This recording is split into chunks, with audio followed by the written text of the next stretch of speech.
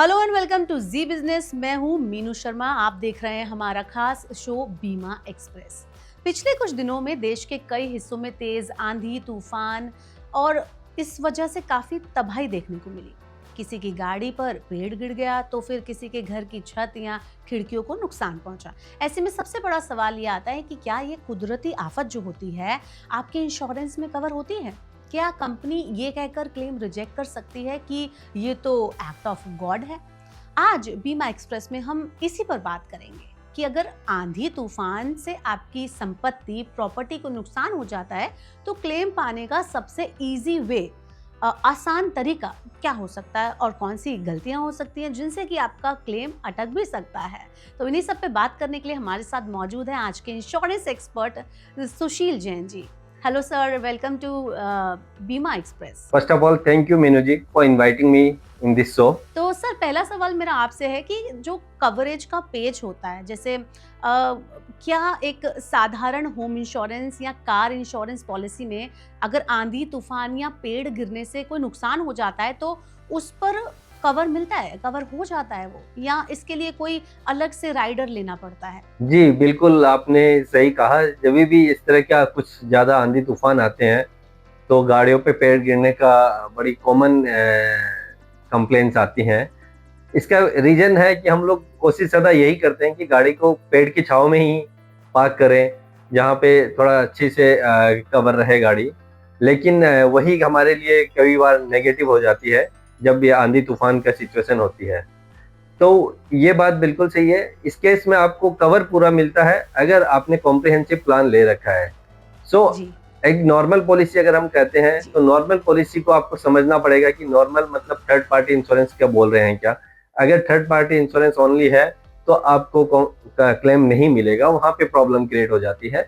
लेकिन एडवाइस यही होती है सदा आप कॉम्प्रिहेंसिव प्लान लीजिए जिसमें थर्ड पार्टी के अलावा आपके ओन डैमेज को भी कवर करता है।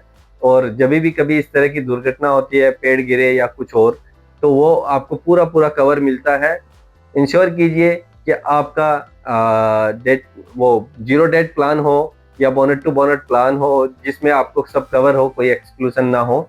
और सारी चीज़ शुरू में ही डिस्क्लोज करके अगर चलेंगे तो क्लेम के टाइम पे कोई इशू नहीं होगा, बहुत आराम से क्लेम पास हो जाता है। अच्छा सर, यहाँ पर एक सवाल और आ रहा है, जैसे कि अक्सर लोग घबरा जाते हैं, सफाई शुरू कर देते हैं और सामान सारा हटाने लग जाते हैं अगर ऐसा कुछ नुकसान होता है तो नुकसान होने के तुरंत बाद वो कौन से 3 काम होते हैं जो क्लेम फाइल करने से पहले करने चाहिए?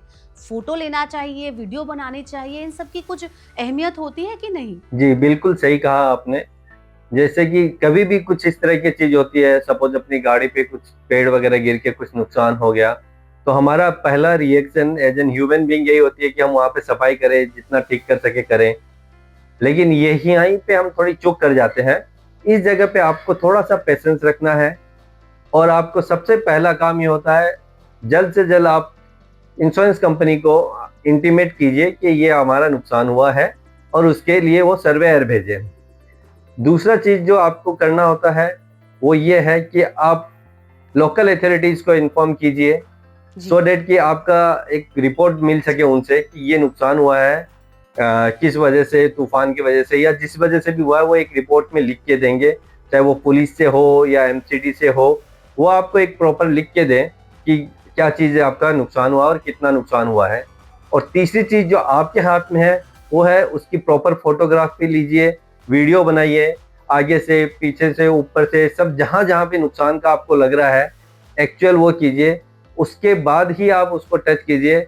हम तो ये एडवाइज करेंगे जब तक इंश्योरेंस कंपनी का सर्वेयर ना आए आपको एज इट इज ही रहने देना चाहिए। हाँ, अगर ये कुछ पब्लिक प्रॉब्लम कर रही है, रोड पे है, कहीं है, तो पुलिस की या लोकल अथॉरिटी की मदद से उसको साइड करवाएं तो बेहतर होगा। ये सारे काम करने के बाद अगर आप क्लेम डालते हैं तो आपके क्लेम प्रोसेस होने में आसानी होगी।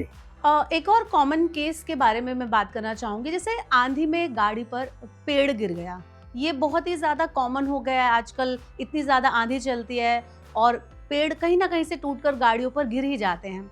तो अगर किसी की गाड़ी पर पेड़ गिर जाए तो क्या उसे पूरा पैसा मिलेगा? क्या इसमें ज़ीरो डेप्रिसिएशन या फिर जो ज़ीरो डेप्ट होता है वो होना ज़रूरी है, या नॉर्मल पॉलिसी में भी ये काम कर जाएगा? जी जैसा कि आपने कहा कि एक साधारण होम इंश्योरेंस या कार इंश्योरेंस, तो आपको यहाँ पे हमें ये जानना जरूरी हो जाता है कि ये साधारण जो आपने शब्द यूज किया है, इसको समझने की बात है। अगर स्ट्रेट फॉरवर्ड हम बोले तो साधारण पॉलिसीज, कार इंश्योरेंस पॉलिसी सारी चीजें कवर नहीं करती है। इसी तरीके से साधारण होम इंश्योरेंस पॉलिसी भी कई बार कुछ एक्सक्लूजन दे देती है। तो हमें ये समझना जरूरी है कि हम कौन सी पॉलिसी ले रहे हैं, उसमें क्या क्या कवरेज है, और बेस्ड ऑन दैट ये डिसाइड होता है कि क्या चीज़ आपका क्लेम मिलेगा और क्या नहीं मिलेगा। तो दोनों पॉलिसीज में आपको डिफ्रेंशिएट होना होता है। इसके लिए कोई स्पेशल राइडर नहीं होती है। पॉलिसी की दो टाइप की पॉलिसीज होती हैं, एक बेसिक इंश्योरेंस पॉलिसी होती है और दूसरी आपकी कॉम्प्रिहेंसिव प्लान होता है। जी। तो जब भी आप प्लान लेते हो उस टाइम पे आपको थोड़ा सा ये ध्यान रखने वाली बात होती है, थोड़ा सा प्रीमियम बचाने के लिए हम लोग बेसिक प्लान्स में चले जाते हैं। जैसे कि अगर मैं बोलूँ कार इंश्योरेंस, तो कार इंश्योरेंस में बेसिक जो नीड होती है as per regulation, third party insurance होना जरूरी है। तो थर्ड पार्टी का कवरेज होना जरूरी है। इसमें क्या होता है कि जो थर्ड पार्टी को कुछ भी अगर प्रॉब्लम होती है वो कवर किया जाता है, ना कि बाकी चीज़ें।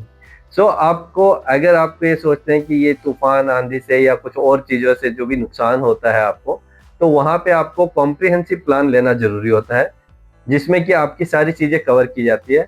और उसमें भी आपको ये थोड़ा सा ध्यान देने वाली बात है कि आपको ऑल इंक्लूसिव पॉलिसी जो होती है, जैसे जीरो डेप्थ पॉलिसी जिसे कई लोग कहते हैं, तो या बोनट टू बोनट पॉलिसी भी कहते हैं, इस तरह का प्लान आपको लेना चाहिए सो डेट कि क्लेम के टाइम पे आपको कोई परेशानी ना हो। अच्छा सर, एक और बात है, वो कौन सी बारीक चीज़ें हैं, वो कौन सी बारीक बातें हैं, एक्सक्लूजन है, जिनका बहाना बनाकर कंपनियां क्लेम को रिजेक्ट भी कर सकती हैं।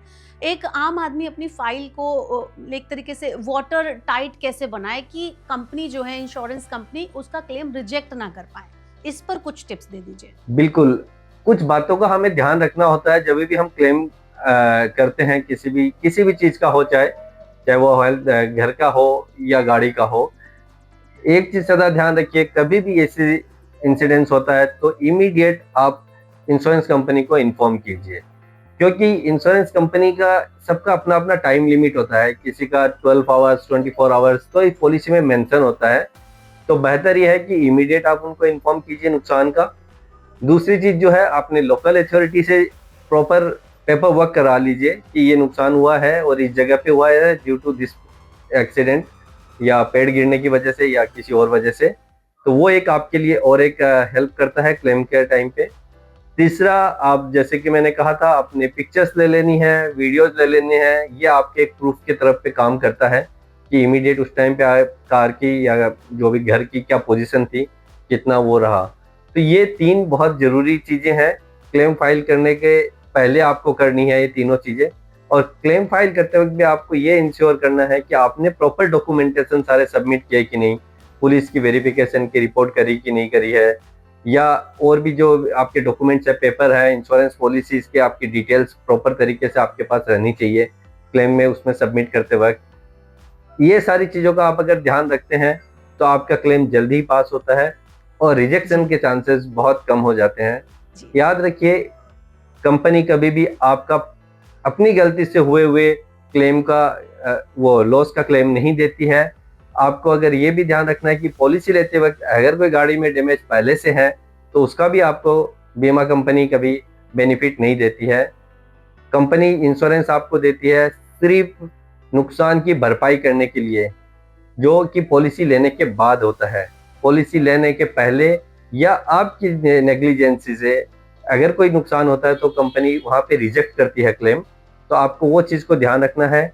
मेन 3 चीज़ आपको मैंने बोला है, मैं रिपीट कर देता हूँ। आपको इमीडिएट इन्फॉर्मेशन देनी है इंश्योरेंस कंपनी को, आपको लोकल अथॉरिटी के डॉक्यूमेंटेशन पूरे करवाने हैं, आपको वीडियो या फोटो जो भी हो सके वो आपको लेना है। ये 3 मेन काम है जो आपको इमीडिएट करना है, तब आपके क्लेम रिजेक्शन होने के चांसेस कम हो जाते हैं। बल्कि अगर सब कुछ सही रहा तो मैं कहूँगा कंपनी कभी भी ऐसे डिनाई नहीं करती है, वो डेफिनेटली आपको क्लेम पास करेगी। जी sir, thank you so much हमारे साथ जुड़ने के लिए और अपना वक्त देने के लिए। Thank you so much. जी, थैंक यू, थैंक यू। तो साफ है कि कुदरत के कहर को हम रोक तो नहीं सकते, लेकिन सही बीमा और सही जानकारी के जरिए जो नुकसान हमें होता है उसकी भरपाई हम जरूर कर सकते हैं। बस याद रखिए, नुकसान होते ही तुरंत अपनी कंपनी को सूचित करें और सबूत आप संभाल कर रखें, ताकि कंपनी को कोई भी ऐसा बहाना ना मिले आपके क्लेम को रिजेक्ट करने का। तो हमारे व्यूअर्स को इतनी ज़रूरी जानकारी देने के लिए आपका बहुत बहुत शुक्रिया सर। अगर आपके मन में कोई भी सवाल है, जो भी ये देख रहे हैं वीडियो, तो आप हमें कमेंट बॉक्स में बता सकते हैं। हम नेक्स्ट एपिसोड में बीमा एक्सप्रेस के आपके सवाल को ज़रूर पूछेंगे। चलिए फिर से मिलते हैं बीमा एक्सप्रेस के नेक्स्ट एपिसोड में। तब तक के लिए देखते रहिए जी बिजनेस।